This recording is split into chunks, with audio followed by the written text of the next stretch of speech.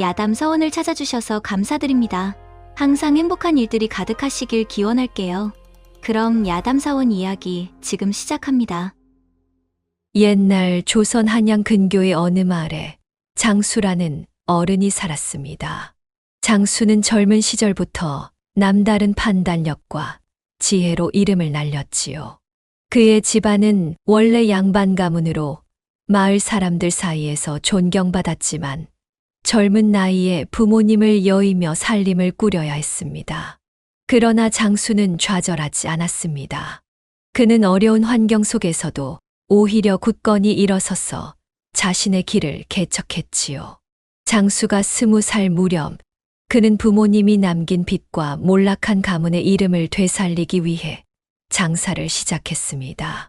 그는 어린 시절부터 상황을 오래 고민하지 않고 바로 결정하는 습관을 가졌지요.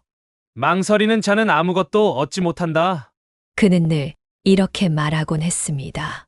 그에게 판단이란 옳고 그름을 따지는 것이 아니라 무엇이든 가장 먼저 행동으로 옮기는 것이 중요했지요.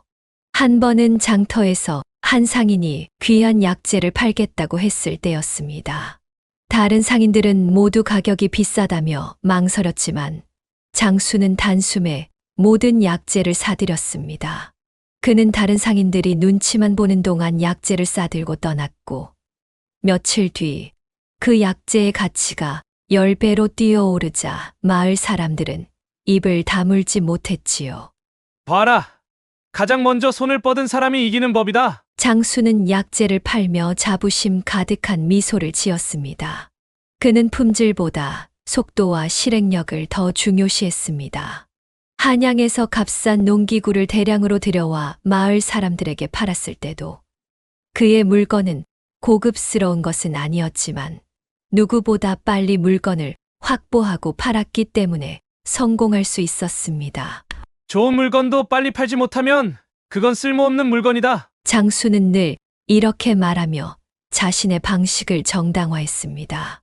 그의 이런 태도는 단순한 상술이 아니라 그의 삶 전반에 스며든 철학이었지요.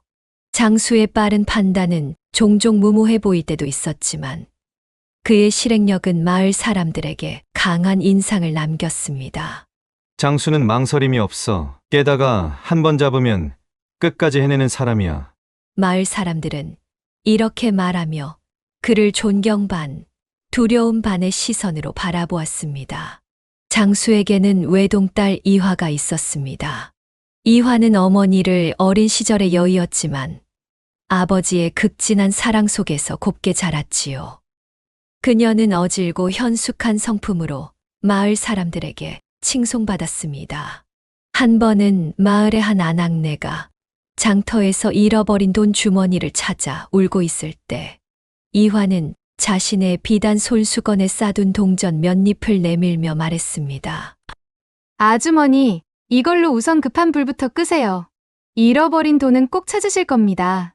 이화의 따뜻한 마음씨는 그날 이후로 마을 사람들 사이에 두고두고 회자되었습니다. 이화는 바느질 솜씨도 뛰어났습니다. 그녀가 지은 치마는 마을 아낙네들 사이에서 큰 인기를 끌었지요. 이화 낭자가 만든 옷을 입으면 한양 대감댁 부인처럼 고와 보인다니까. 아낙네들은 서로 이화가 만든 옷을 사려고 줄을 섰습니다. 장수는 그런 딸이 자랑스러웠습니다. 하지만 한 가지 고민이 있었습니다. 바로 사윗감이 문제였지요. 장수는 딸 이화에게 걸맞은 신랑을 찾는데 누구보다도 까다로웠습니다. 그는 결단력 있고 믿음직한 사윗감을 찾으려 했지만 그의 높은 기준 때문에 좋은 인연들이 모두 발길을 돌렸습니다. 한 번은 과거에 장원급제한 김진사의 아들이 혼담을 청해왔지만 장수의 시험을 통과하지 못했습니다. 자네, 지금 당장 내 딸과 혼인하고 싶은가? 장수가 물었을 때 그 청년은 머뭇거리며 말했습니다. 어르신, 먼저 예를 갖추어 양가에서 상의를 한 후에. 사내 대장부가 이렇게 우물쭈물하다니. 자네는 안 되겠구먼.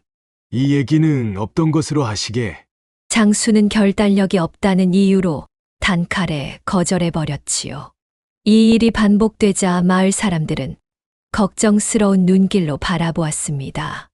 이러다 이완왕자가 시집도 못 가고 처녀 귀신이 되겠구먼. 쉿, 그런 말 함부로 하지 말게. 장수 어른 귀에 들어가면 경을 칠라. 그러던 어느 날이었습니다. 장수가 마을 뒷간 근처를 지나가다 한 젊은이를 보게 되었습니다. 그 젊은이는 허리띠가 풀리지 않자 단칼에 허리띠를 잘라버렸습니다. 장수는 그 광경을 보고 눈이 번쩍 뜨였습니다. 정말 결단력 있는 사내로구먼. 그는 속으로 생각했습니다. 그 젊은이는 박돌쇠라는 이름의 청년이었습니다. 돌쇠는 이천 마을에서 장사를 하는 청년으로 성격이 급하고 결단력이 뛰어나기로 소문이 나 있었습니다.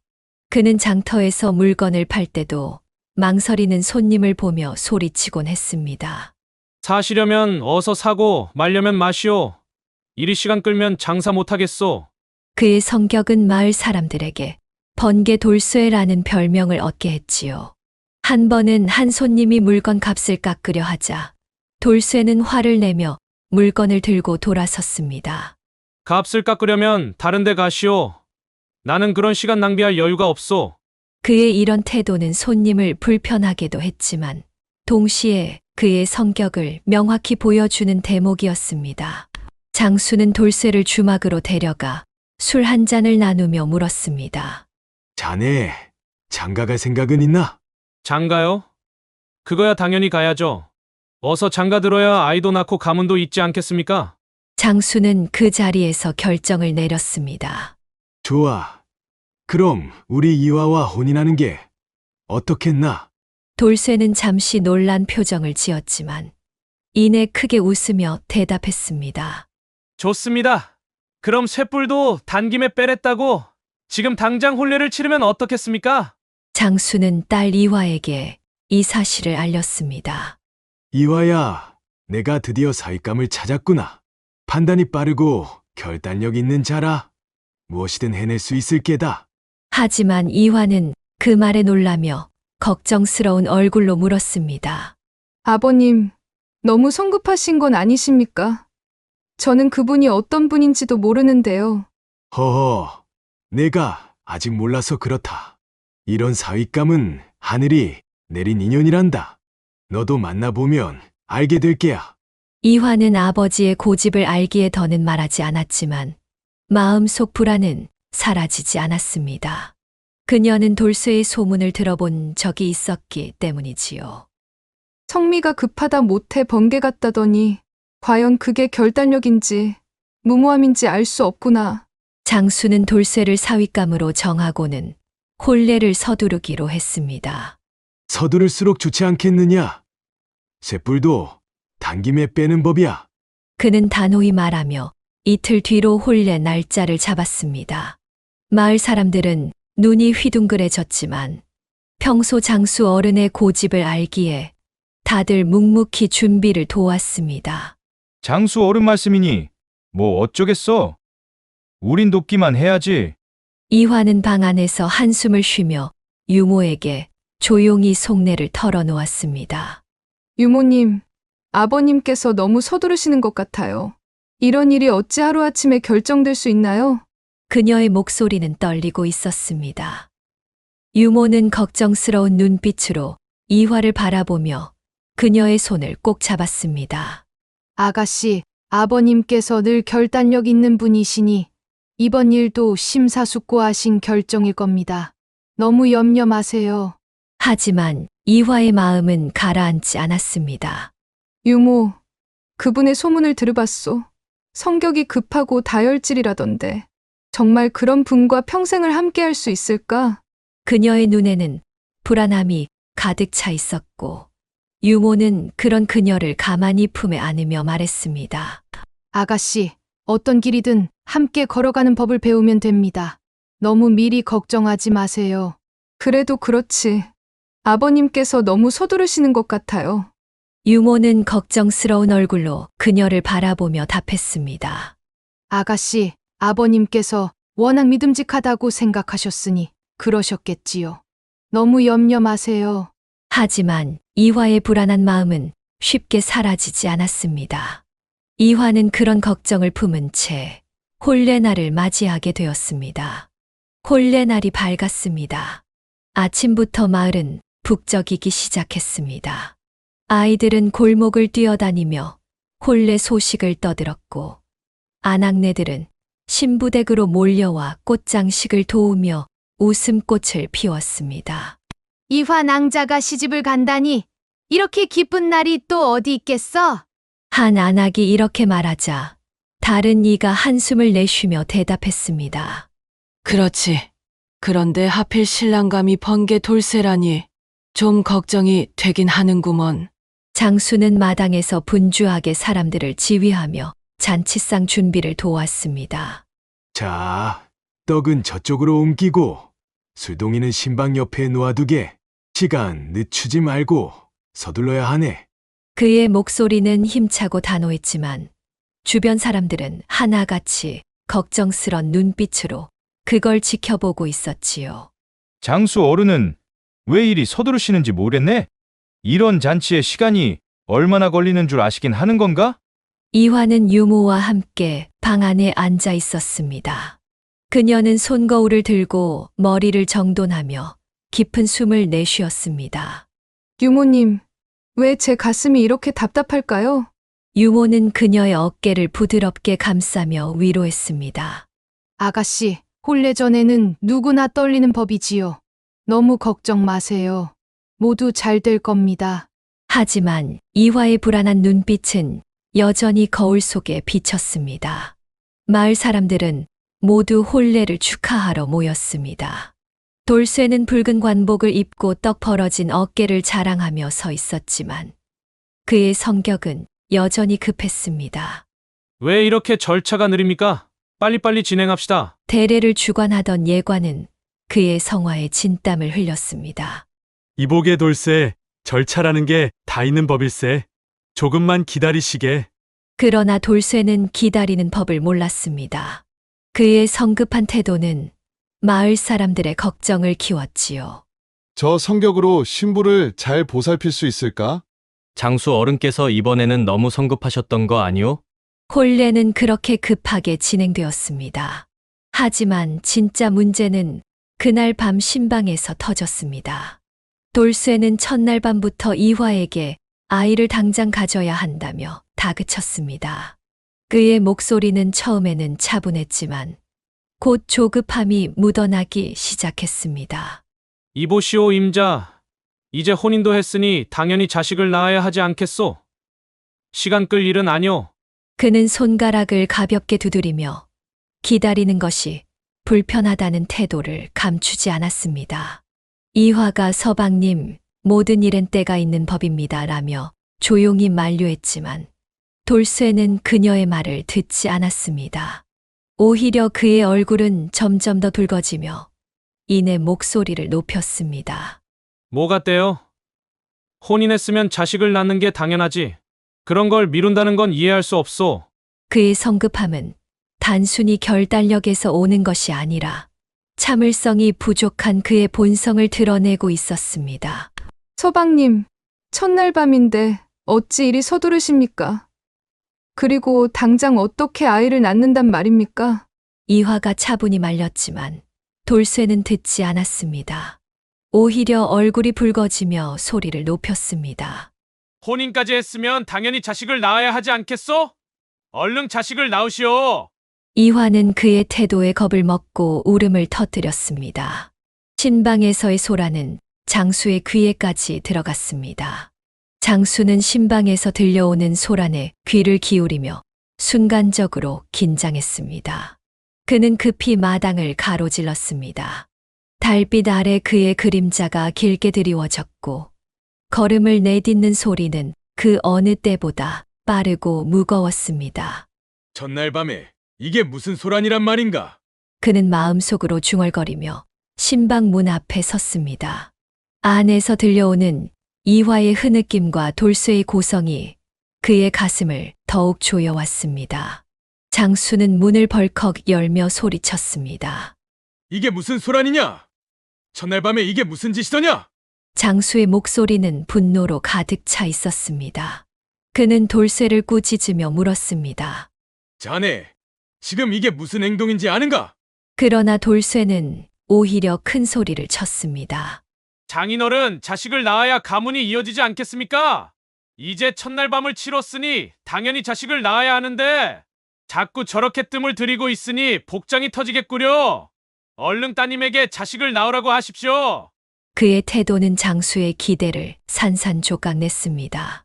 장수는 고개를 떨구며 한숨을 내쉬었습니다. 내가 성급히 결정을 내린 것이 화를 불렀구나. 결단력 있는 줄 알았더니 무모한 놈이었구먼.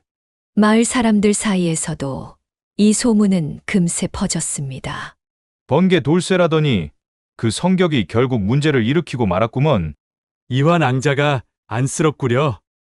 장수 어른도 이번에는 판단을 잘못하셨지. 결국 돌쇠는 장수와의 갈등 끝에 집을 떠나고 말았습니다.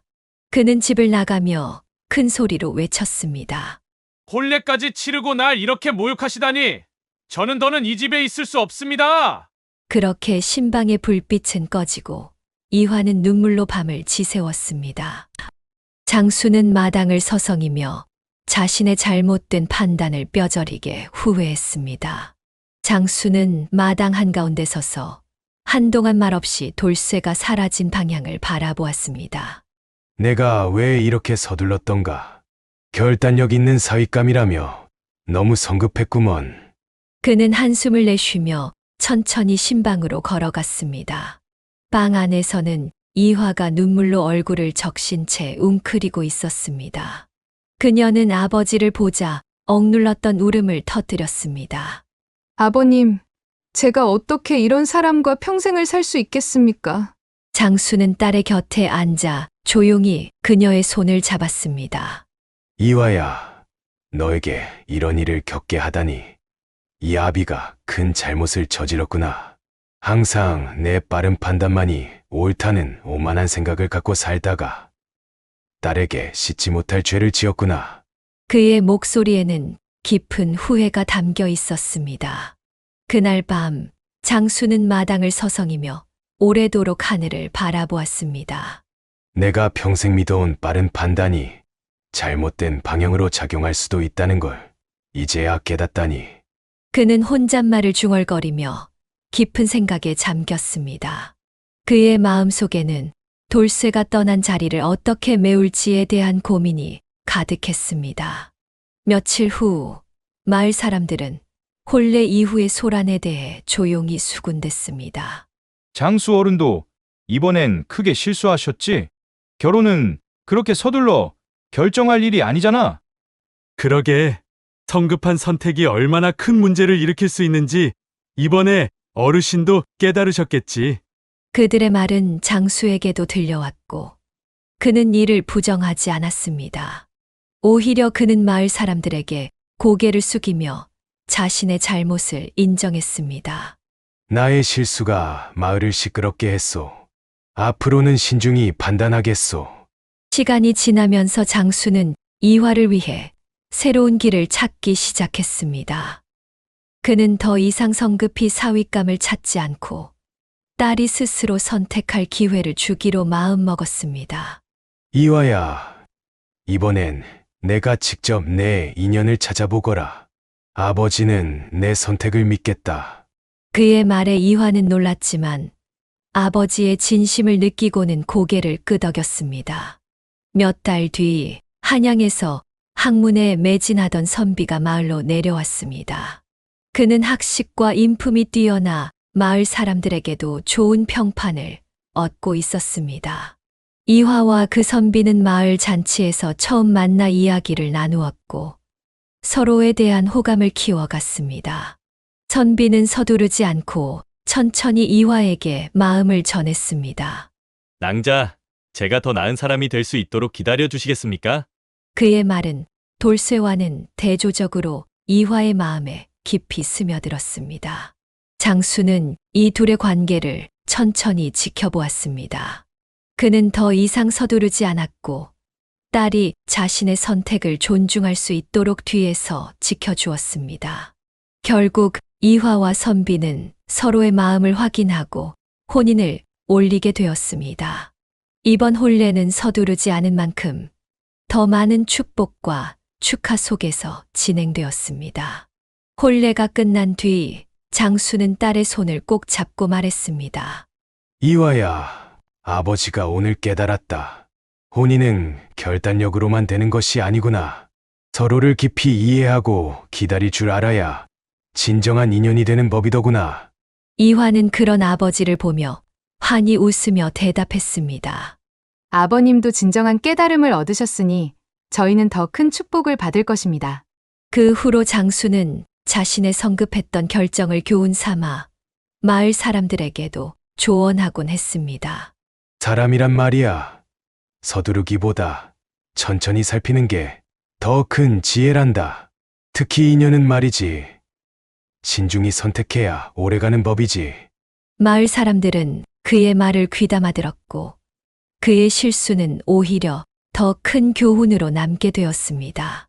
이화와 선비는 서로를 존중하며 행복한 가정을 꾸렸고 장수는 그런 딸과 사위를 보며 마음의 안식을 얻었습니다. 이 이야기는 마을에서 두고두고 전해 내려오며 성급한 판단의 위험과 인내의 중요성을 알리는 교훈으로 남았습니다. 다음 이야기가 지금 시작됩니다. 구독과 좋아요는 큰 힘이 됩니다. 옛날 원주 고을에 조범이라는 사령이 살았답니다. 조범의 집안은 본래 조선 개국공신의 후손으로 대대로 문과급제자를 배출한 명문가였지요. 하지만 조범의 할아버지 때 큰 화재로 가산을 모두 잃고 말았답니다. 아버님, 이제 어찌하면 좋겠습니까? 조범아, 이제 우리는 한양을 떠나야 한다. 하오나 저희가 대대로 살아온 이곳을 두고 어딜 간단 말씀이십니까? 때로는 한 걸음 물러서는 것이 앞으로 나아가는 길이 되기도 한단다. 어린 조범은 아버지를 따라 한양에서 원주로 낙향해야 했지요. 그때부터 서당은커녕 책조차 제대로 볼 수 없었습니다. 이리 와 보거라. 내가 밤에 몰래 가르쳐 주마. 아버님, 밤늦게까지 깨어 계시면 건강이 상하실 텐데요. 내가 글을 배우는 것이 아비로서 내가 할 수 있는 마지막 도리이니라. 하오나 저희는 기름값도 아껴야 하는 처지인데요. 달빛으로도 충분하다. 자, 이제 시작하자꾸나. 다행히 아버지가 밤마다 그를 가르쳐 주었기에 조범은 어깨너머로라도 글을 배울 수 있었답니다. 특히 사서삼경에 능통했던 조범의 아버지는 글자를 가르칠 때마다 그 속뜻도 함께 일러주셨지요. 글을 배우는 것은 벼슬을 하기 위함이 아니라 바른 사람이 되기 위함이니라. 바른 사람이란 무엇입니까? 마음이 바르면 행동도 바르고 행동이 바르면 복이 따르는 법이란다. 그렇다면 우리 집에도 언젠가는 그래, 언젠가는 반드시. 하지만 지금 당장의 부귀영화를 바라서가 아니라 바른 마음가짐으로 살아가는 것이 중요하단다. 어느 해 큰 흉년이 들었을 때의 일입니다. 이웃집 아이가 배고픔을 이기지 못해 남의 집 곳간에서 쌀을 훔치다 들킨 적이 있었지요. 이놈아! 도둑질을 하다니! 이래도 되는 게야! 매로 아예 버릇을 고쳐놓아야겠어! 제발 용서해 주십시오. 어머니가 며칠째 굶고 계셔서. 말 많은 도둑놈은 더 때려야 한다! 이리 들어라! 마을 사람들이 아이를 매질하려 할 때 17살이던 조범이 나섰답니다. 잠시만 기다려 주십시오. 제가 일을 해서 쌀값을 갚겠습니다. 뭐라고? 내가 이 녀석의 쌀값을 갚겠다고? 그래도 아직 어린아이인데 한 번의 실수로 이렇게 매질을 하는 것은 너무하다 생각됩니다. 허면 내가 그 책임을 지겠다는 게냐? 네, 제가 책임지겠습니다. 얼마나 되는지요? 쌀 한 마리니 아마 열흘은 일해야 할 걸세. 열심히 하겠습니다. 대신 이 아이는 풀어주십시오. 그날부터 조범은 남의 집 마당도 쓸고 나무도 해주며 쌀값을 갚아 나갔지요. 조범아, 그만하면 됐다.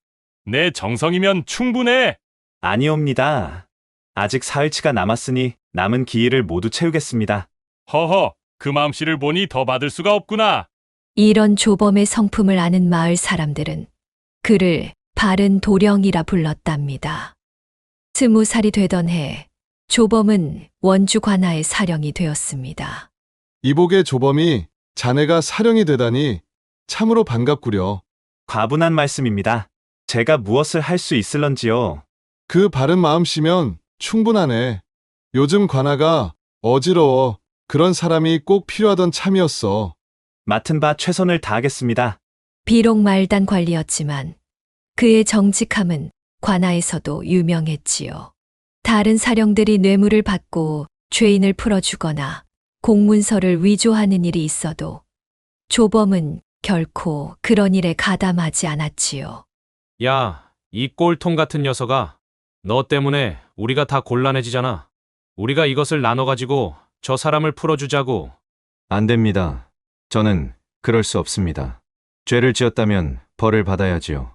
다들 이렇게 조금씩 문서를 바꾸는데 뭐가 문제란 말이오? 미안하오. 나는 그렇게 할 수 없소. 하다 안 되겠군. 한번 맛 좀 보여줘야겠어. 모범적인 조범의 행동들을 못마땅해 하는 사람들도 많았지요. 조범이는 원주 관아의 양심이야. 그래, 그 사람 앞에서는 거짓말도 못하겠더군. 고을의 사람들은 바른 조범을 칭찬했습니다. 하지만 그만큼 가난은 더욱 깊어갔습니다. 쥐꼬리만한 녹봉으로 7 식구가 살아야 했으니까요. 늙으신 어머니, 현숙한 아내, 아들 셋의 딸 하나. 그래도 조범의 집에는 웃음이 끊이지 않았답니다. 아버지, 오늘은 무슨 일이 있으셨어요? 오늘도 바른 일만 하셨는지요? 그렇단다. 오늘은 관아에서 재미있는 일이 있었단다. 어떤 일인데요, 아버지? 글쎄, 도둑을 잡으러 갔더니 그 도둑이 우는 강아지를 안고 있더구나. 그래서 어떻게 되었나요? 강아지가 다리를 다쳤더란다. 그래서 도둑을 잡기 전에 먼저 강아지 다리부터 메어주었지. 아이들은 매일 저녁 아버지의 이야기를 들으며 자랐고 아내는 늘 따뜻한 미소로 남편을 맞이했지요. 여보, 오늘도 늦으셨네요. 미안하오. 관아에 일이 많아서. 괜찮아요. 이렇게 바른 길로 사시는 모습을 보는 것이 제겐 큰 기쁨이에요. 자네 덕에 나는 참 행복한 사람이오. 어느 추운 겨울날이었습니다. 관아의 창고를 지키던 조범은 한 아전이 곡식을 훔쳐 나르는 것을 목격했지요. 이보시오. 그것은 백성들의 것이오. 아니, 조범이 아닌가? 이 추운 밤에 그 곡식은 어디로 가져가시는 거요? 이복의 조범이 우리끼리 알아서 해결하면 될 일 아닌가? 조범이 이것 좀 모른 채 해주게. 자네도 한 몫 챙겨주지. 그럴 수는 없습니다. 생각해보게. 자네도 식구가 많다지 않나? 이것 좀 나누면. 하지만 조범은 단호했습니다. 그래도 이건 백성들의 것입니다. 제 식구들은 제가 알아서 먹여 살리겠습니다. 비록 제가 가난하나 백성의 것을 탐하는 일만큼은 할 수 없습니다. 고지식한 놈 같으니 두고 보자. 이 일이 있고 난 뒤 아전들은 조범을 더욱 견제하기 시작했지요. 야, 조범이. 오늘은 성박 순찰이다. 이렇게 눈이 많이 오는데 말입니까? 뭐, 싫으면 그만두든가? 아닙니다. 제가 다녀오겠습니다. 일부러 힘든 심부름을 시키고 밤늦게까지 관아를 지키게 했답니다. 그러던 어느 날 밤이었습니다. 늦은 시각까지 관아에서 일을 하고 돌아오는 길이었지요. 달빛도 희미한 금은밤, 조범의 발에 무언가가 걸렸습니다. 이게 무엇이란 말인가?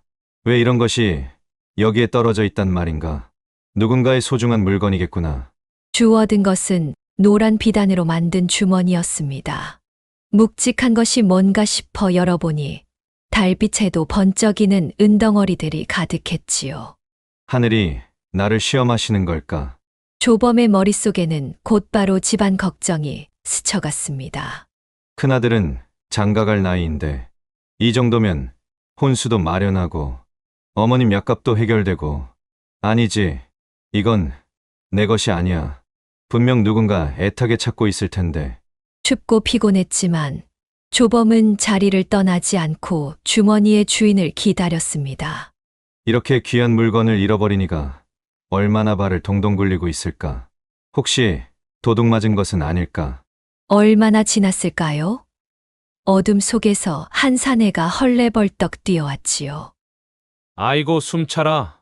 도대체 어디에 있단 말인고? 이보시오. 여기요. 여기. 무엇인가를 찾고 계신 게요? 혹시 주머니 하나 보시지 않으셨소? 어떤 주머니를 찾으시오? 노란색 비단 주머니요. 혹시 그 주머니가 이것입니까? 조범이 주머니를 내밀자 사내는 덥석 낚아채더니 인사도 없이 사라졌습니다. 이상한 사람이군. 저 허리춤의 칼은 또 무엇이란 말인가? 그 모습을 보며 조범은 왠지 수상한 기운을 느꼈지만 피곤한 몸을 이끌고 집으로 돌아왔지요.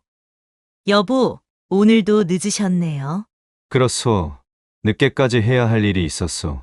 어머님은 주무시오? 방금 전에 누우셨어요.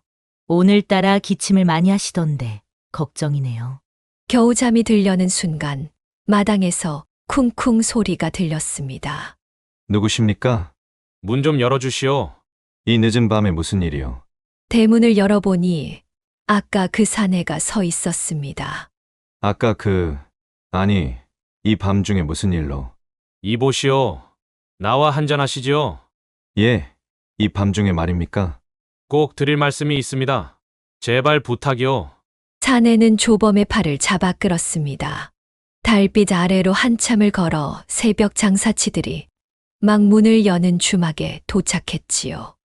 주모, 술 한 주전자에 안주도 푸짐하게 내오시게. 이 늦은 시각에 그리 급하게 술을 찾으시나? 오늘은 내 인생에서 가장 중요한 날이 될 것 같으니 가장 맛있는 안주로 가져와 보게나. 구석방으로 들어간 사내는 뜨끈한 막걸리를 가득 부어 한 번에 들이켰습니다. 이제야 조금 마음이 풀리는 것 같소. 무슨 이야기를 그리 하고 싶으신 것이오? 먼저 내 소개를 해야겠소. 내 이름은 강복산이라고 하오. 강복산이라. 근데 오늘 처음 본 나에게 어떤 이야기를 하려고 하는 게요? 강복산은 갑자기 고개를 푹 숙이고 흐느끼기 시작했지요. 실은 나는 도둑이요. 무어라? 도둑이라니. 그것도 아주 흉악한 도둑 말이요. 사람도 죽이고 불도 지르고. 사내의 고백에 조범은 깜짝 놀랐습니다. 본래 나는 양반가의 자제였소이다. 그렇게 양반가의 자제로 잘 자랐다면 이렇게 되지 않았을게요. 무슨 일이 있었던 게요? 어려서 부모를 여의고 도적 패거리에 들어가 살인도 하고 도둑질도 했지요. 처음엔 배가 고파서 먹을 것을 구하기 위해 도둑질을 했고 그 다음엔 세상에 대한 원망으로 몹쓸 짓을 저지르고 다녔소. 그렇게 되셨군요. 그러다 어느새 결국 도적 패거리의 두목이 되었소. 손에 피를 묻히고 남의 재물을 탐하고. 강복산의 눈에서는 눈물이 멈추지 않았습니다. 하지만 오늘 형님의 정직함을 보고 내 마음이 크게 흔들렸소이다. 그 은주머니는 황첨지 댁에서 훔친 것이오. 황첨지라면 이고을 제일의 부자 황첨지를 말하는 것이오? 그렇소. 지난밤 삼경의 그 집 타락에서 훔쳐왔소. 처음엔 형님을 해치려고 했소. 증거를 없애려고. 아니, 그럴 수가. 하지만 형님께서 그 주머니를 돌려주시려 기다리시는 모습을 보고 제 마음 속 깊은 곳에서 무언가가 울리는 것 같았소. 이보게나, 그런 마음이 들었다면 이 주머니를 돌려주는 건 어떻겠나. 혼자 가는 것이 어렵다면 내가 함께 가주겠네. 내 황첨지님께 사정을 최대한 잘 말해보겠네. 어서 서두르시게. 새벽녘 두 사람은 황첨지의 저택을 찾았습니다. 이 일은 시각에 누구시오? 황첨지님을 뵙고 싶습니다. 아주 중요한 일로 왔소이다. 아니 아직 동이 트지도 않았는데. 제발 어르신께 기별을 넣어주시오. 정말 중대하고 시급한 일이요. 황첨지는 키가 작고 배가 불룩했으며 눈매가 날카로웠지요. 아니, 이 이른 아침에 웬 불청객들이 찾아왔단 말이냐? 처음에는 낯선 두 사람의 방문에 못마땅한 기색이었습니다. 무슨 일이기에 이른 아침부터 일이 무례하게 찾아온 것이오. 황첨지님, 저희가 이리 급히 찾아뵙게 된 것은 그때 강복산이 눈물을 흘리며 무릎을 꿇었습니다.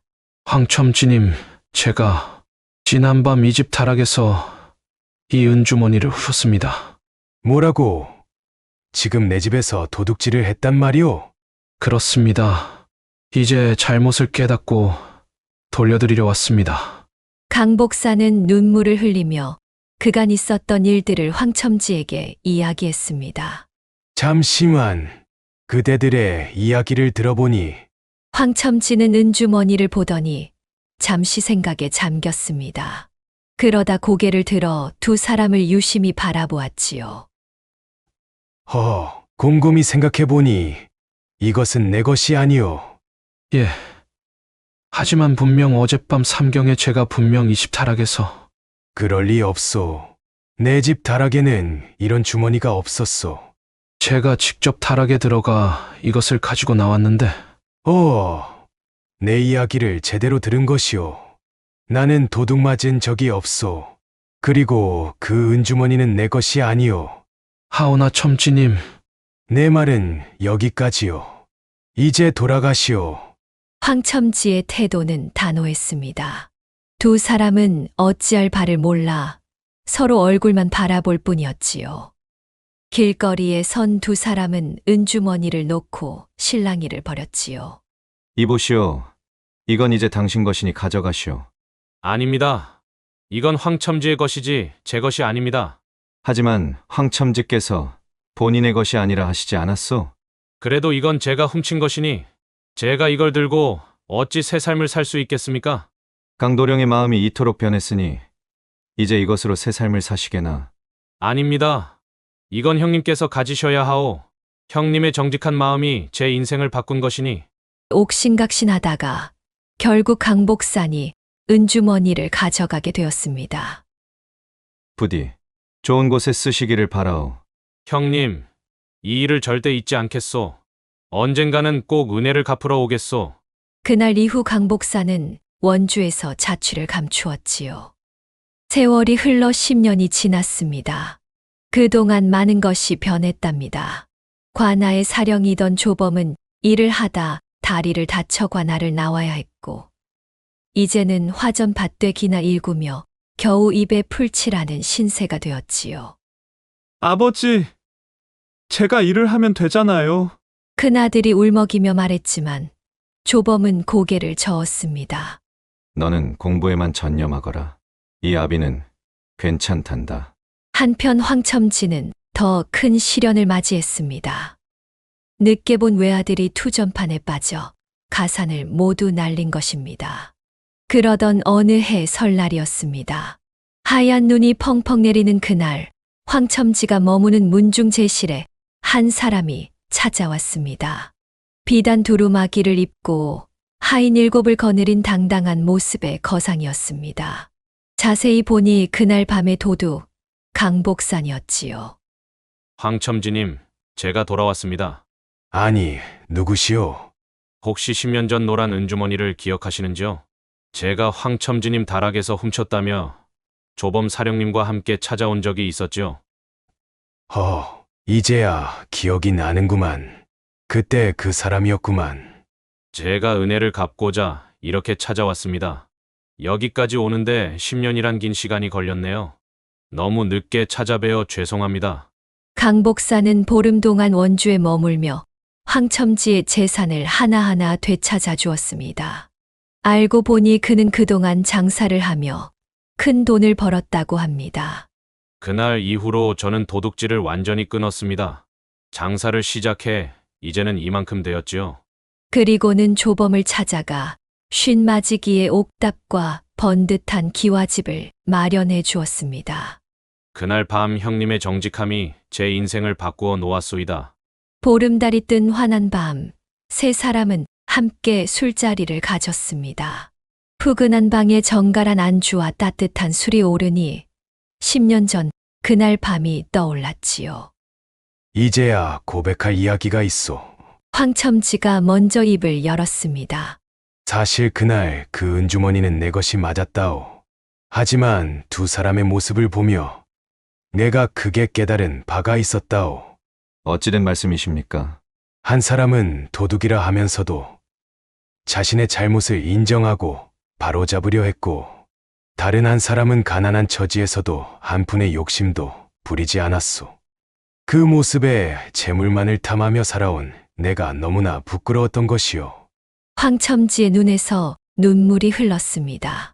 강복산도 눈시울을 붉혔지요. 그래서 차마 내 것이라 말하지 못하고 오히려 두 사람의 선한 마음이 이어지기를 바라는 마음에 모른 채 했던 것이오.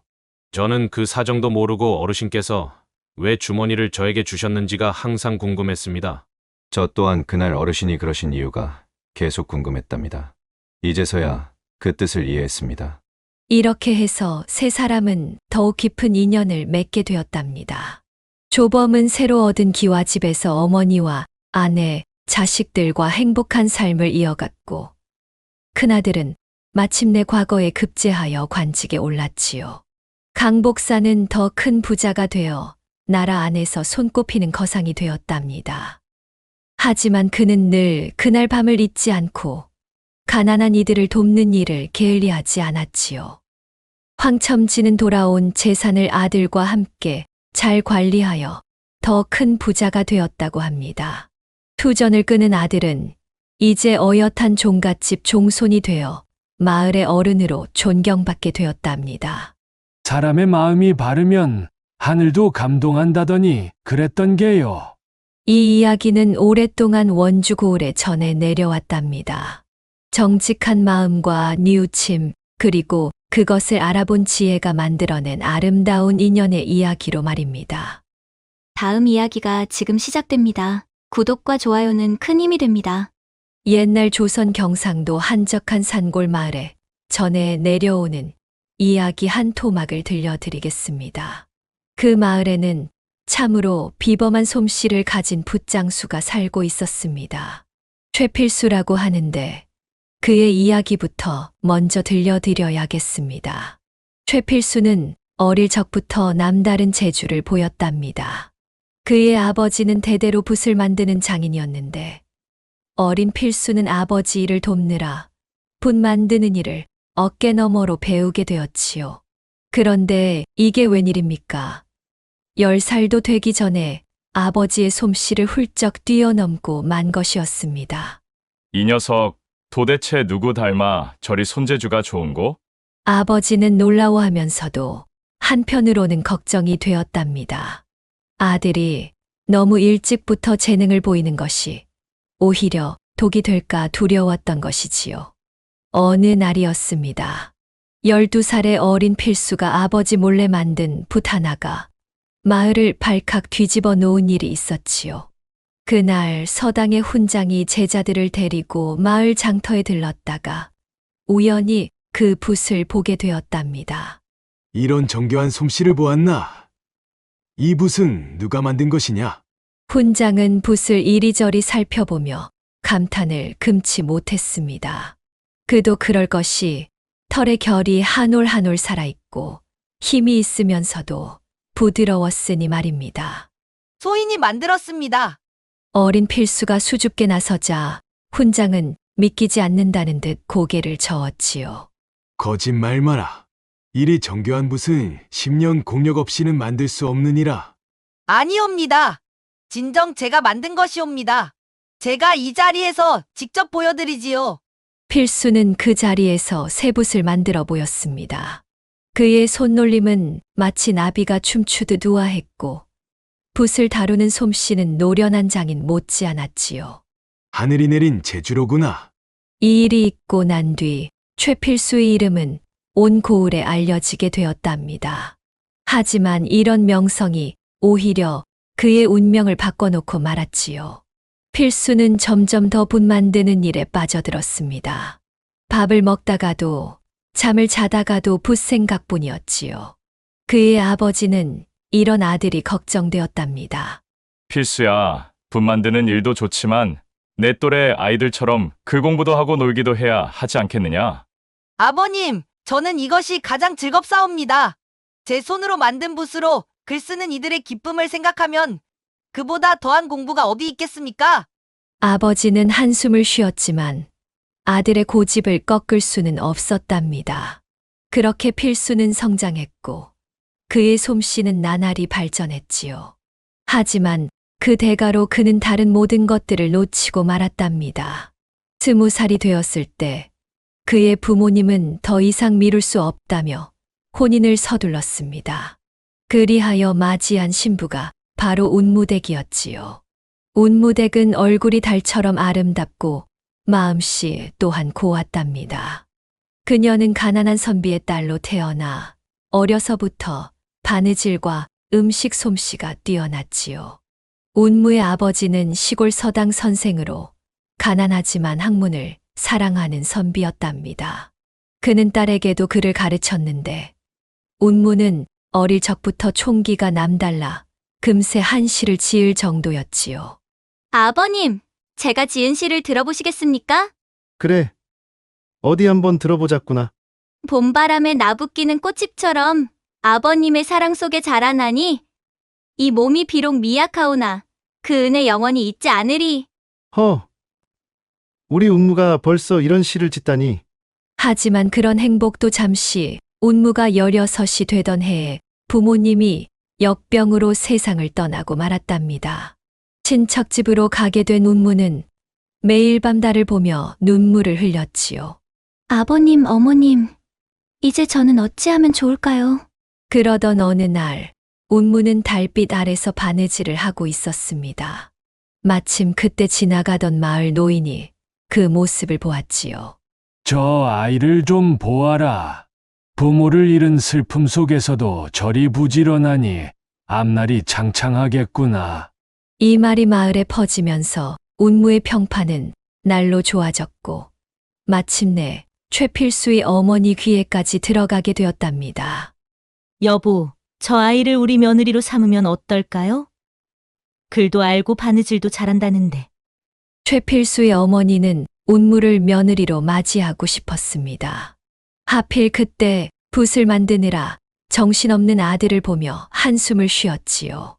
우리 필수가 저리 붓만 보고 살면 어쩌나. 현숙한 아내를 얻어 좀 달라져야 할 텐데. 그렇게 해서 운무는 20살의 최필수와 혼인하게 되었답니다. 운무는 처음에 남편의 재주를 크게 감탄했지요. 여보, 당신이 만드신 붓으로 글을 쓰면 글씨가 절로 춤을 추는 것 같아요. 하지만 세월이 흐를수록 남편의 무심함은 깊어만 갔고 운무의 마음은 점점 더 외로워졌답니다. 그녀의 방에는 달빛만이 찾아들었고 그 달빛 아래서 그녀는 옛 시구절을 읊조렸지요. 달님아, 너마저 나를 외면하려나? 그렇게 5년의 세월이 흘러갔습니다. 운무댁의 한숨 소리는 날로 깊어만 갔고 최필수의 붓 만드는 솜씨는 더욱 정교해져 갔지요. 여보, 오늘은 일찍 들어오시나요? 오늘도 해야 할 일이 많네. 늦을 테니 기다리지 말고 자게. 이런 대화가 그들의 전부였답니다. 아이고, 세상에 이보다 더 쓸쓸한 일이 있을까요? 그러던 어느 봄날이었습니다. 담장 너머로 복사꽃이 한창 필 때였지요. 운무댁은 여느 때처럼 툇마루에 앉아 꽃잎이 흩날리는 것을 바라보고 있었습니다. 아침에 계시오. 그때였습니다. 뒷집 총각 강칠수가 마당으로 들어서는 것이 아니겠습니까? 어릴 적 코울리개였던 그 아이가 어느새 훤칠한 청년이 되어 있었지요. 아이고, 칠수로구나. 무슨 일이냐? 붓 하나 사러 왔습니다요. 서당에서 공부를 시작하게 되어 좋은 붓이 필요합니다. 운무댁은 그를 골방으로 안내했습니다. 좁은 골방은 최필수가 정성 들여 만든 붓으로 가득했지요. 이리 좋은 붓은 처음 보는데요. 칠수가 붓을 살피며 감탄했습니다. 그의 순수한 눈빛에서 어릴 적 천진함이 그대로 묻어났지요. 값은 얼마입니까? 에구, 공짜로 가져가거라. 대신 부탁이 하나 있구나. 운무댁은 잠시 망설이다 말을 이었습니다. 내 발목을 좀 주물러다오. 그저께 삐었는데 아직도 쓰시는구나. 예. 아니, 제가 어떻게 발목을... 왜, 내가 무서워서 그러느냐? 발목이나 좀 주물러 달라는데 그리 겁을 내고 그러나. 이 발목만 좀 더 주물러다오. 운무댁은 긴 한숨을 내쉬며 종아리를 더 드러냈습니다. 고쟁이 자락 사이로 드러난 하얀 살결이 달빛에 은은하게 빛났지요. 칠수의 두툼한 손이 그 살결 위를 조심스레 어루만졌답니다. 여기가 아픈 게요? 그래, 바로 거기구나. 아이고, 시원하다. 골방의 공기는 점점 더워져만 갔습니다. 운무댁의 긴 한숨과 칠수의 거친 숨소리만이 어둠 속에서 오갔지요. 아침에... 쉿! 아무 말도 하지 말거라. 둘의 그림자가 하나로 겹쳐지는 순간 뜰 앞에 복사꽃이 바람에 흩날렸답니다. 그들의 거래는 그렇게 깊어만 갔지요. 칠수는 운무댁의 집을 나오며 자신이 쥐고 있는 붓을 물끄러미 바라보았습니다. 대가 없이 얻은 최필수의 명품 붓이었지요. 이런 좋은 붓을 어찌 써야 할까? 그는 붓을 이리저리 살펴보았습니다. 털 하나하나가 고르고 윤기가 흘렀으며 대나무 손잡이는 묵직한 중량감이 느껴졌지요. 칠수는 먹을 갈아 붓글씨를 한번 써보았습니다. 어이구, 이건 정말 글씨가 저절로 써지는 것 같구나. 칠수는 이내 고민에 빠졌습니다. 이렇게 좋은 붓을 자신이 혼자 쓰기엔 아까웠지요. 그러던 중 서당에서 들려오는 한숨 소리가 떠올랐습니다. 또 붓이 부러졌네. 이 싸구려 붓은 한 달도 못 쓰는구나. 그러게 말일세. 좋은 붓을 쓰고 싶어도 너무 비싸서 엄두가 안 나는구만. 칠수는 문득 묘책이 떠올랐습니다. 잠깐, 이 붓을 반값에만 팔아도 불티나게 팔리겠구나. 하지만 곧 걱정이 밀려왔지요. 허나 이게 최필수의 붓이란 걸 알면 큰일 날 텐데. 이렇게 며칠을 고민하던 칠수는 마침내 결심을 하였답니다. 다음 날 아침 그는 서당 근처를 서성이다 친한 하구 하나를 불러냈지요. 이복의 동수, 자네에게만 특별히 보여줄 게 있네. 이게 무엇인가 했더니 붓이었는가? 이걸 다 어디서 구한 겐가? 동수는 칠수가 내민 붓을 호기심 어린 눈으로 살펴보았습니다. 칠수는 주위를 한번 둘러보고는 목소리를 낮추어 말했지요. 내가 아주 특별한 경로로 이걸 얻게 되었다네. 얼마나 좋은 붓인지 한번 보겠는가? 동수는 칠수가 건넨 붓으로 글씨를 써보았습니다. 그의 눈이 휘둥그레졌지요. 아니 이건 최필수의 붓이 아닌가? 쉿, 조용히 하게. 자네 말이 맞네. 이것은 그 유명한 최필수의 붓이라네. 하지만 이 사실을 누구에게도 말해서는 안 되네. 어찌 이런 붓을 구했단 말인가? 칠수는 미리 준비한 말을 꺼냈습니다. 내가 경주 장터에서 장사꾼을 만났는데 그자가 이 붓들을 아주 싸게 파는 거야. 최필수가 빚을 갚으려고 헐값에 넘긴 것이라더군. 그럴 리가. 최필수는 붓 하나에도 목숨을 거는 사람이라던데. 그러게 말일세. 하지만 이게 최필수의 붓인 건 확실해. 한번 써보면 알 수 있지 않은가? 동수는 다시 한번 붓을 들어 글씨를 써보았습니다. 붓 끝이 종이 위를 스치자 먹물이 고르게 퍼지며 아름다운 필체가 그려졌지요. 정말 명품이구나. 이런 붓을 얼마에 파시는가? 자네는 친구니까 반값에 주지. 하지만 이건 비밀이야. 어딜 가서도 최필수의 이름은 절대 꺼내지 말고. 그야, 당연하지. 이런 붓을 이 가격에 살 수 있다니. 이렇게 해서 첫 거래가 이루어졌답니다. 동수는 그날로 붓을 사들고 집으로 돌아갔지요. 며칠이 지났을까요? 서당에서는 이상한 소문이 돌기 시작했습니다. 동수 글씨가 요즘 달라졌다더군. 그러게 말일세. 붓 하나 바꿨다고 저리 솜씨가 달라지다니. 동수의 글씨가 달라진 것을 본 다른 학생들도 하나둘 칠수를 찾아오기 시작했답니다. 칠수 형님, 저도 그 붓 하나만 구해주시면 안 되겠습니까? 이복의 칠수, 나도 하나만 구해주시게. 칠수는 속으로 쾌지를 불렀습니다. 하지만 겉으로는 난처한 기색을 보이며 고개를 저었지요. 아이고, 그게 말이야. 붓이 많지 않아서 말이다. 제발 부탁하네. 내 값은 얼마든지 쳐주겠네. 그러지 말고 다음에 내가 장터에 가면 더 구해올 테니 그때까지 기다려보시게. 칠수는 이제 더 많은 붓이 필요했습니다. 그는 다시 운무댁을 찾아갔지요. 아지매요. 칠수 왔소. 또 붓이 필요하구나. 운무댁은 그를 보며 빙그레 웃었습니다. 그녀의 눈빛에는 이제 서로를 알 만큼 알게 된 남녀의 은밀한 기색이 어려 있었지요. 이번에는 10자루만 주시면 안 되겠습니까? 10자루라. 그만큼의 값을 치를 수 있겠느냐? 아지매가 원하시는 대로 다 채워드리지요. 그날 밤 골방에서는 또다시 한밤의 거래가 이루어졌답니다. 달빛이 스며드는 골방의 창호지 사이로 두 사람의 그림자가 하나가 되었다가 둘이 되기를 거듭했지요. 이렇게 해서 칠수는 더 많은 붓을 얻었고 서당의 학생들 사이에서는 은밀한 거래가 이어졌답니다. 하지만 욕심이란 게 채울수록 더 큰 구멍이 되는 법. 이복에 요새 서당 학생들이 모두 최필수의 붓을 들고 다닌다더구만. 그러고 보니 다들 그 좋은 붓을 쓰고 있는 것을 봤소. 다들 그 비싼 붓을 어떻게 구했단 말이오? 서서히 수군거림이 퍼지기 시작했습니다. 그러던 어느 날 서당 훈장이 학생들의 글씨를 보다가 이상한 점을 발견했답니다. 이 붓 끝의 섬세한 결을 보니 이것은 분명 최필수의 붓이 아니던가. 훈장은 학생들을 하나둘 불러 신문하기 시작했지요. 이 붓 어디서 구한 것이냐? 그것이 어서 실토하지 못하겠느냐? 붓의 생김새를 보니 최필수의 붓임이 분명한데 어찌 이리 많은 학생이 그의 붓을 가지고 있단 말이냐? 결국 한 학생이 입을 열고 말았습니다. 칠수를 통해 반값에 그 붓을 구했습니다. 뭐라고? 반값에?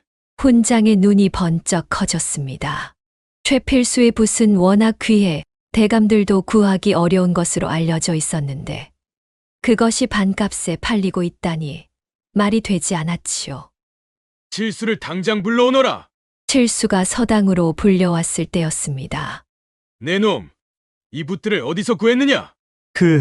그게 경주 장터에서. 허튼 소리 말아라.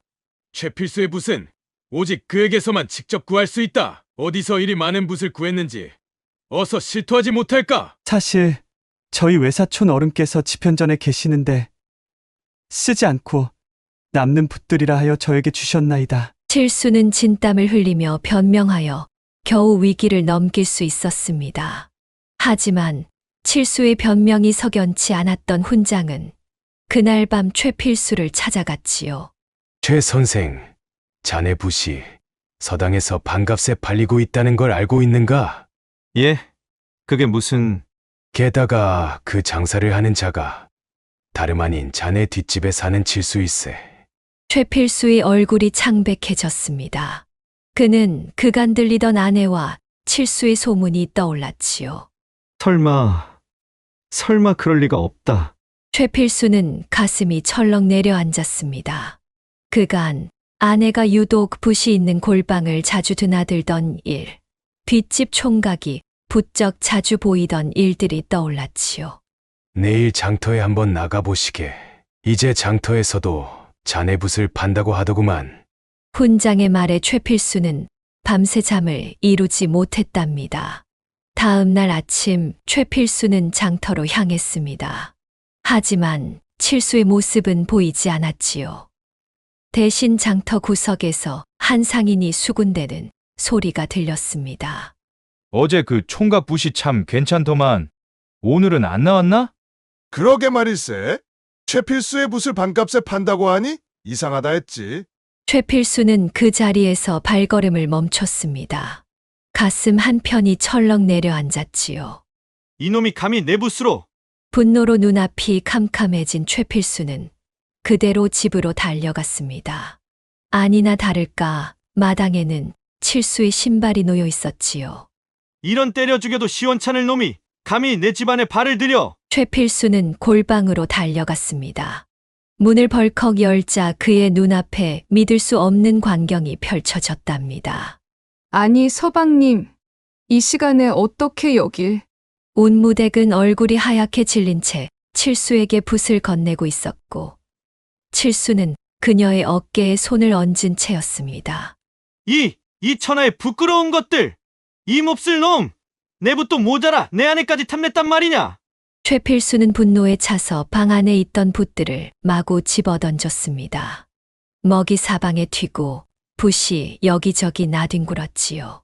서방님, 뭔가 오해를. 이건 단지. 입 닥치고 당장 이 집에서 나가지 못하겠느냐? 운무댁은 눈물을 흘리며 그 자리에 주저앉았고, 칠수는 벌벌 떨며 뒷걸음질 쳤답니다. 내 놈은 가만두지 않겠다. 최필수가 칠수를 향해 달려들려 하자 칠수는 그대로 골방을 뛰쳐나가 달아났지요. 이 일은 삽시간에 마을에 퍼졌답니다. 운무대기 뒷집 필수와 눈이 맞았다는구먼. 그것도 모자라 붓까지 뒤로 빼돌렸다네. 게다가 필수놈은 그 붓으로 장사까지 했다는구먼. 이웃들은 혀를 차며 수군거렸고, 운무댁은 더 이상 마을에서 얼굴을 들 수 없게 되었답니다. 칠수는 그날로 마을을 떠났다고 하는데 어디로 갔는지는 아무도 모른다고 하네요. 그 후 최필수는 아내를 내쫓으려 했지만 마을 어른들이 말렸답니다. 자네가 아내를 너무 홀대한 탓도 있지 않은가? 그래, 부부연이란 게 그리 쉽게 끊을 수 있는 게 아니야. 결국 운무댁은 집에 남게 되었지만 그들 부부 사이는 영영 회복되지 못했다고 합니다. 붓 하나로 시작된 욕심이 결국 모든 것을 무너뜨리고 말았지. 느티나무 아래 모인 노인들은 이 이야기를 하며 한숨을 쉬었지요. 최필수는 그 후로 더욱 붓 만드는 일에만 매달렸다고 합니다. 그의 붓은 여전히 명품이었지만 그 붓 끝에는 쓸쓸한 그림자가 깃들어 있었답니다. 운무댁은 끝내 남편의 용서를 받지 못했지요. 남편과 한 지붕 아래 살면서도 그들은 마치 남남처럼 지냈답니다. 봄이 올 때마다 담장 너머로 피어나는 복사꽃을 보며 운무댁은 한숨만 내쉬었다고 하네요. 사람의 욕심이란 게 참으로 무서운 것이야. 한순간의 달콤함이 평생의 쓴맛으로 남았구나. 다음 이야기가 지금 시작됩니다. 구독과 좋아요는 큰 힘이 됩니다. 옛날 조선 숙종 때의 일이었습니다. 강원도 첩첩산 중의 한적한 선비촌에 이상한 소문이 돌기 시작했답니다. 여보게, 그 소문 들어보셨소? 우리 마을에 새 훈장이 오신다는데 그분이 보통 분이 아니라 하더군요. 아니, 그게 무슨 말씀이오? 어떤 분이시기에? 글쎄 말이오. 듣자 하니 그분의 학식이 하늘에 닿는다 하고 도수를 부린다는 소문도 있다 하니. 허허, 그런 소문까지 있었소? 그런데 우리 마을이 워낙 글 읽는 선비들이 많은데 과연 견디실는지 모르겠소이다. 그러게 말이오. 지난번 오셨던 훈장도 우리 마을 선비들의 문답을 견디지 못하고 떠나시지 않았소. 맞소이다. 특히 김 선생 같은 분이 계시니 한번 논쟁이 벌어지면 밤을 새우고도 끝나지 않는다오. 선비들의 걱정도 잠시 새 훈장이 드디어 마을에 도착했습니다. 그런데 이게 웬일이란 말입니까? 훈장의 모습이 범상치 않았답니다. 후리후리한 키에 하얀 수염을 지녔는데 그 얼굴은 마치 옥처럼 맑고 깨끗했지요. 이상하구려. 수염은 하얗건만 얼굴엔 주름 하나 없으시니. 그것만이 아니오. 보시오. 저 눈빛은 또 어찌 된 일이오? 마치 천년 묵은 도인을 보는 것 같지 않소? 그러고 보니 걸음걸이도 범상치 않소. 발끝이 땅에 닿는 듯 마는 듯. 목소리를 낮추시게. 필시 보통 분이 아닐 터이니 조심해서 말씀하시는 게 좋을 듯 싶소. 훈장의 이름은 청운이었습니다.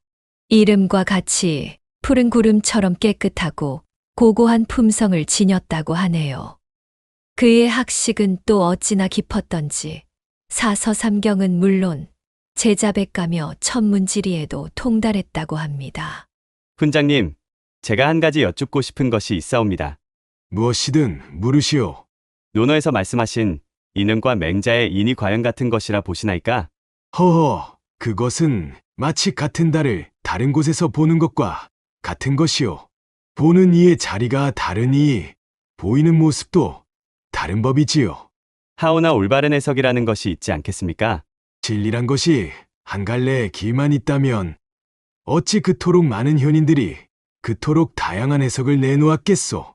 각자의 깨달음이 곧 진리의 한 조각이 되는 법이지요. 청운 훈장의 지난 날은 참으로 신비스러웠답니다. 20살의 과거를 보러 한양으로 올라가던 중 깊은 산사에서 한 스님을 만났다고 하지요. 스님, 이 청운이 배움이 짧아 가르침을 청하고자 하옵니다. 젊은이, 그대의 눈빛이 범상치 않구나. 어디서 왔느냐? 멀리 강원도 산골에서 올라왔사옵니다. 과거를 보고자 하는데 아직은 배움이 부족한 것 같습니다. 허허, 과거라. 그대의 운명은 다른 곳에 있는 듯하구나. 스님 말씀이 무슨 뜻인지. 내 눈빛을 보니 속세의 공명보다는 진리를 찾는 것이 더 어울리겠구나. 하오나 스님. 세상의 영화보다 더 큰 것이 있느니라. 그대의 운명은 다른 이들을 깨우치는 데 있는 듯하구나. 그 스님의 말씀에 청운은 그만 벼슬기를 접고 10년을 산사에서 돌을 닦았답니다. 스님께 배운 것은 글 공부만이 아니었지요. 몸과 마음을 다스리는 신비한 비법도 전수받았다고 하네요. 이제 내가 깨달은 바를 세상과 나누어야 할 때다. 하산하거라. 스님, 과연 제가 그럴 자격이 있사옵니까? 자격이 있다라. 내 안에 이미 도가 있느니라. 이제는 그것을 나눌 때가 되었다. 스님께서 가르쳐주신 도를 어찌 전해야 할지. 때가 되면 알게 되리라. 산에 오르되 정성만을 바라보지 말거라. 스님의 말씀대로 하산한 청운은 이곳저곳을 떠돌며 제자들을 가르쳤답니다. 그런데 이상한 점이 하나 있었지요. 69의 나이라고 하는데 도무지 그 나이로는 믿을 수 없는 체력과 근력의 소유자였답니다. 아니, 저 양반 참 신기하구려. 쌀가마니를 번쩍 드시는가 하면 그것만이 아니오. 어제 밤 잔치에서 술을 10잔도 더 마시고도 그래도 얼굴만 붉어질 뿐 전혀 흐트러지지 않으시더군요. 참으로 신기한 일이오. 그런데 더 이상한 것이 있다오. 무엇이오? 밤마다 뒷산에 오르신다는데 이상하게도 정상까지는 절대 올라가지 않는다고 하더군요. 아니, 그게 무슨... 그러고 보니 그렇소이다. 늘 팔분흥선에서 멈추시는 것을 본 적이 있어. 청운 훈장에게는 특별한 일과가 있었습니다. 매일 새벽이면 홀로 뒷산에 올라 돌을 닦았지요. 그런데 이상하게도 늘 팔분흥선에서 멈추었답니다. 훈장님, 왜 늘 저기서 멈추시는 것입니까? 자네는 산이 무엇이라 생각하는가? 그야, 높이 솟은 봉우리 아니겠습니까? 산이란 말이다. 정상만이 전부가 아니니라. 팔분흥선에서 바라보는 구름과 안개, 그 속에 도가 있느니라. 하오나 정상에 오르는 것이 등산의 묘미이지 않습니까? 정상이 전부라 생각하니 그 밖의 아름다움을 보지 못하는 것이지. 이 마을에는 홍씨 과부가 살고 있었습니다. 일찍 남편을 여의었지만 그 자태가 하늘이 내린 미인이라 소문난 여인이었지요. 아이고, 저 홍과부 얘기 들으셨소? 얼마나 정숙한지. 그렇다오. 나비가 앉아도 부끄러워한다는 말이 딱 어울리지 않소? 그러게 말이오. 남편이 세상을 뜨고도 10년이 넘었건만 문밖 출입도 삼가며 살고 있다지 않소? 참으로 대단한 분이시지요. 하오나. 하오나 무엇이오? 가끔 달빛 아래 한숨 소리가 들린다고 하더군요. 홍과부는 43세 나이였으나 마치 이제 갓 시집 온 새색시처럼 고왔답니다. 하지만 젊은 나이에 홀로 된 탓에 달빛 아래 한숨 소리가 끊이지 않았지요. 얼마나 외로우시면 저리 달림을 바라보며 한숨을 쉬실까? 쉿. 조심하시오. 저분 얘기는 입 밖에 내지 않는 것이 좋을 터. 하오나, 보기가 안쓰럽소. 그야 그렇지만 과부의 몸으로 소문이라도 나면 무슨 고초를 겪을지 모르오. 그러던 어느 날이었습니다. 장을 보러 나갔던 홍과부가 불어난 냇가에서 발을 동동 구르고 있었답니다. 아이고, 일을 어쩌면 좋아요. 날은 저무는데 물은 이리 불어나고. 난감하시겠소. 혹시 건너편으로 가셔야 하나요? 네. 훈장님, 걱정 마시오. 이 청운이 도와드리겠소. 하오나, 과부의 몸으로 어찌 외간 사내의 등에 업힐 수 있단 말입니까? 허허, 이런 때 돕지 않으면 어느 때 돕겠소. 자, 이리 업히시지요. 그래도 마을 사람들의 눈이 두렵사옵니다. 이 늦은 시각에 누가 보겠소. 어서 업히시오. 홍과부가 청운 훈장의 등에 올랐을 때였습니다. 묘한 일이 일어났지요. 달빛 아래 물보라가 튀는 가운데 이상한 기운이 둘을 감싸고 돌았답니다. 참으로 이상하네요. 훈장님의 등이 이리 든든하실 줄이야. 허허, 과부님 몸이 가벼우시니 그렇지요. 아니, 그게 아니라 이상한 향기가. 아마도 달빛에 젖은 산들바람 냄새겠지요. 하오나, 처음 맡아보는 묘한 향기라서. 훈장의 목소리는 여전히 평온했지만 그의 억센 소나기가 홍과부의 다리를 살며시 감싸 쥐고 있었답니다. 물에 빠질까 하는 배려였겠지요. 하지만 그 손길이 얼마나 따뜻하던지 홍과부는 그만 얼굴이 붉어지고 말았습니다. 애구머니나. 걱정 마시오. 이 청운이 잘 모시겠소. 훈장님, 그것이. 말씀하시오. 아니, 그게 아니라 아무것도 아니옵니다. 냇물을 건너는 동안 홍과부의 마음은 마치 봄날 눈 녹듯 사르르 녹아내렸답니다. 훈장의 등에서 풍기는 묘한 향기는 또 어찌나 그리웠던지요. 저 훈장님. 무슨 말씀을 하시려다. 그리 머뭇거리시나요? 정말 아무것도 아니옵니다. 말을 하다 말고 홍과부는 입을 다물었습니다. 하지만 그녀의 가슴은 이미 봄날의 진달래처럼 활짝 피어나고 있었지요. 자, 다 왔습니다. 물을 다 건너자 훈장은 홍과부를 조심스레 내려주었습니다. 그리고는 작별 인사도 없이 어둠 속으로 사라졌지요. 마치 봄날 밤 꿈결처럼 스쳐간 만남이었답니다. 그날 밤 홍과부는 잠을 이루지 못했습니다. 달빛 아래 베갯머리를 적시며 한숨만 내쉬었지요.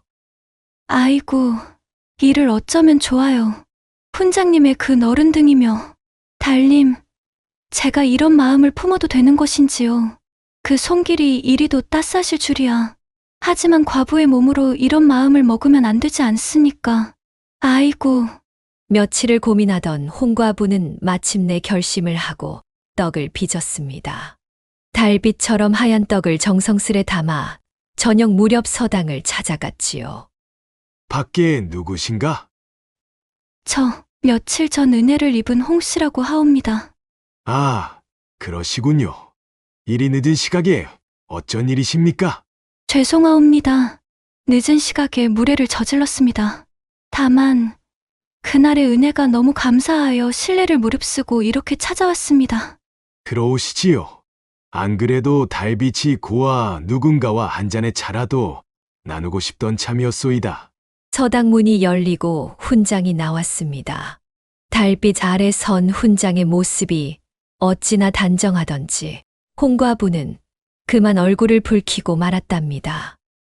이렇게 늦은 시각에 찾아와 죄송하옵니다만 지난번 은혜가 너무 감사하여.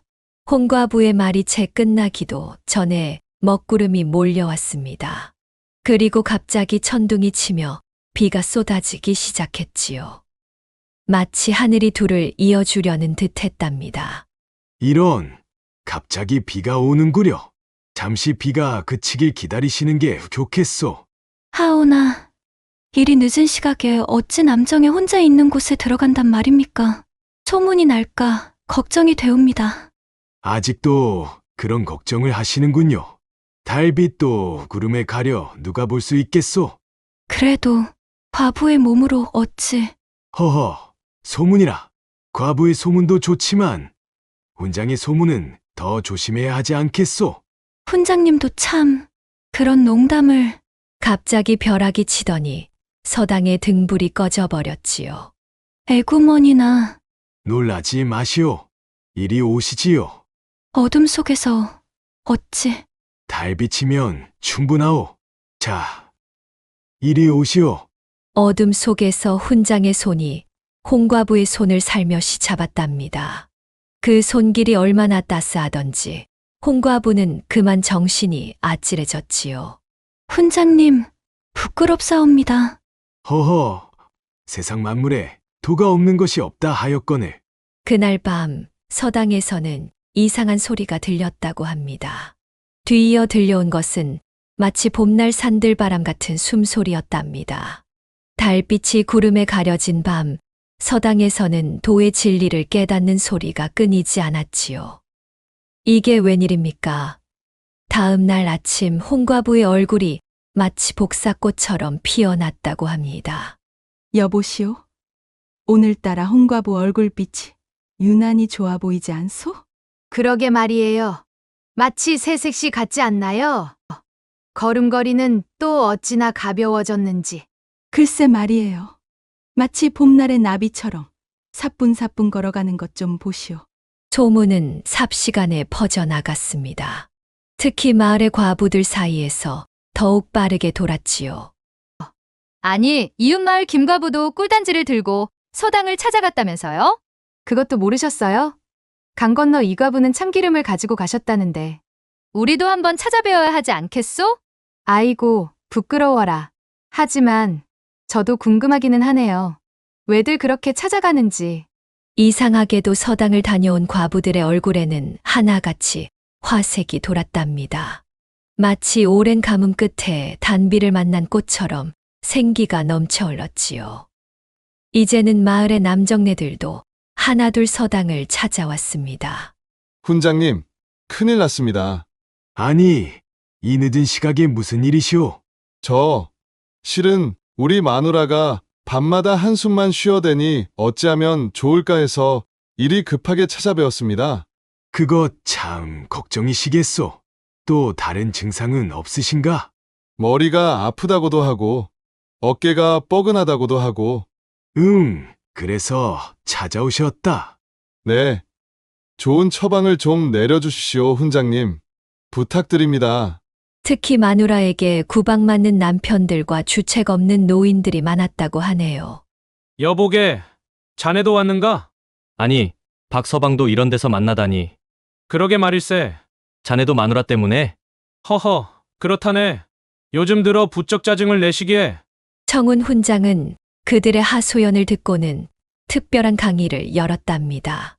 달빛 아래 뒷산 팔부능선에서 열린 그 강의는 참으로 특별했다고 하네요. 자네들 왜 하늘 아래의 모든 산의 정상을 밟으려 하는가? 그야 등산의 목적이 정상 정복 아니겠습니까? 허허, 그래서 마누라들이 한숨을 쉬는 것일세. 아니, 그게 무슨 말씀이십니까? 팔부능선에서 멈추는 것. 그것이 진정한 도라네. 상대방을 배려하고 기다릴 줄 아는 마음. 하오나, 그래도 정상까지 가야 목적을 이루는 것이 아닙니까? 자네, 꽃이 피어날 때를 보았는가? 꽃봉오리가 천천히 피어나는 그 순간의 아름다움을. 모든 것은 때가 있는 법이야. 그렇게 보니 이제 좀 알겠습니다. 그렇지. 마누라의 마음도 꽃과 같은 것이야. 서두르지 말고 그 마음이 무르익을 때까지 기다려주는 것이 부부의 도리라네. 남정네들은 깊이 고개를 끄덕였습니다. 그래서 훈장님께서 늘 팔부 능선에서 멈추시는 것이었구나. 아하, 이제야 그 뜻을 알겠소이다.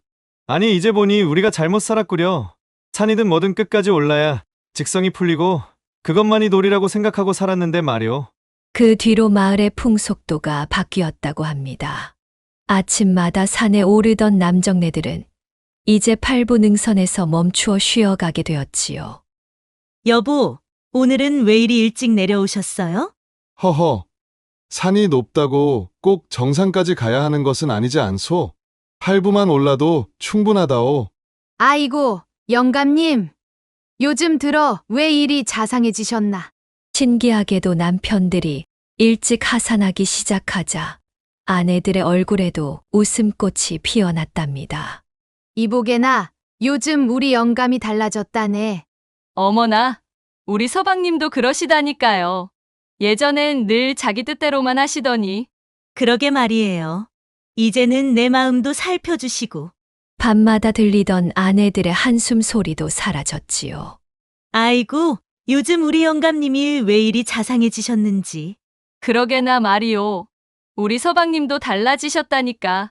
밤마다 찾아오시는 발걸음이 어찌나 가벼운지. 세월이 흘러 청운 훈장이 마을을 떠난 뒤에도 마을 사람들은 그의 가르침을 대대로 전했답니다. 아버님, 이제 제가 장가들 나이가 되었습니다만 그래, 내 이제 너에게 우리 마을의 가장 중요한 비결을 전하리라. 비결이라 무슨 말씀이신지요? 팔보능선의 도라고 하는데. 팔보능선의 도라고요? 그것이 무엇입니까? 어찌 보면 단순한 이치지. 정상만을 바라보지 말고 그 과정을 즐길 줄 아는 마음가짐. 그리고 그것을 잊지 않고 인내하는 마음이니라. 이렇게 마을은 더없이 화목해졌답니다. 간혹 지나가는 길손들이 이상하다며 물었지요. 참으로 이상한 마을이구려. 어찌 이리 부부들이 다 화목한지.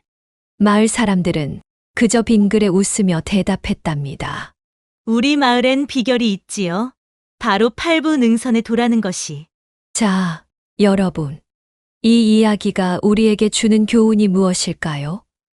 무엇이든 끝까지 밀어붙이는 것보다 서로를 배려하며 적당한 선에서 멈출 줄 아는 지혜가 필요한 법이지요.